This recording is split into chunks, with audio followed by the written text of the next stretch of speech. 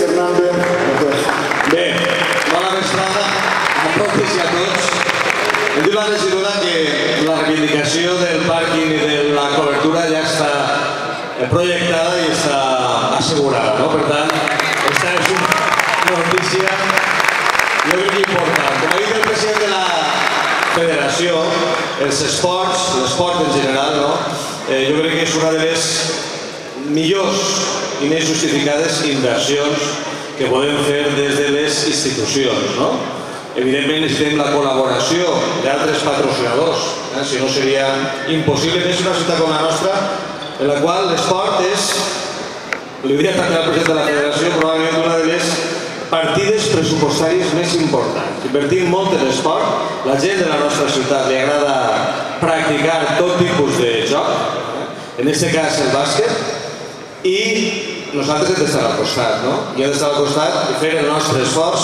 Jo crec que, com ve el lema de la samarreta dels jugadors, la cultura de l'esforç ha de ser per a nosaltres un objectiu, ha de ser un valor que entre tots hem de portar endavant. I nosaltres, igual que ho han fet altres equips, està així l'exalcalde, Monissa, que també voldria un aplaudiment perquè és una persona molt vinculada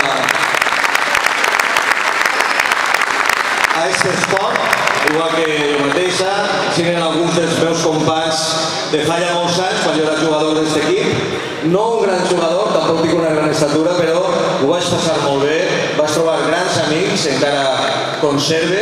Els esports serveixen, entre altres coses, per a tindre amics, per a ser solidaris, per a ser generosos, i en aquest sentit, aquest ajuntament, no aquesta corporació d'estos 4 anys que van i venen, no? Sinó jo crec que al llarg dels anys crec que la nostra ciutat ha demostrat que l'esport és una prioritat, un espai fonamental de convivència per a que entre tots formem millors ciutadans. Per tant, compteu amb nosaltres i així estarem també per al que vosaltres necessiteu. Moltes gràcies.